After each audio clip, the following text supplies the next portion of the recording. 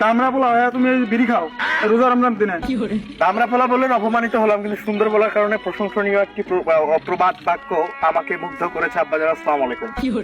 সে আমার লজ্জা লাগতেছে, তুমি আমার সওয়াল। আচ্ছা, তোমার যে আজ থেকে কত বছর আগে তোমার রোজা ফরজ হয়েছে তুমি কি জানো এটা? বাজানো ও আমার আব্বাজান, আপনি এটা কেমন কথা বললেন?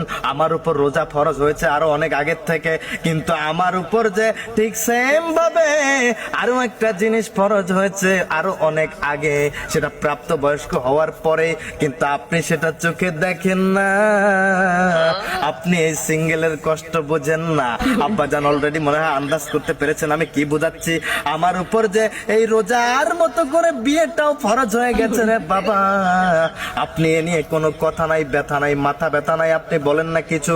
আব্বাজান আপনি রোজা নিয়ে যেমন করে যুক্তি দিয়ে কথা বললেন, ঠিক সেম ভাবে যদি আমার বিয়েটা নিয়ে কথা বলতেন রে বাবা, তাহলে আমি আজকে আপনার ছেলে হিসাবে নিজেকে প্রেগনেন্ট ফিল করতাম, গর্বিত ফিল করতাম। আই বাজান দে। গভীর রজনীতে যখন সবাই সেহরি খাওয়ার জন্য ওঠে রে বাবা, তখন আমার ঘুম ভাঙে না। আমার ঘুম যেন আস্তে পৃষ্ঠে জড়িয়ে ধরে, চোখে মুখে ঘুমের ছাপ। এখন প্রশ্ন করবেন কেন? কারণ আমাকে ডাকার মতো মানুষ নাই। মধুর সুরে যদি একবার কেউ ডেকে বলতো, ওগো স্বামী যান, একবার আপনি উঠে যান, রোজা রাখার জন্য আপনি সেহরি খেয়ে নেন, আমার হাতের সুন্দর সুন্দর রান্না।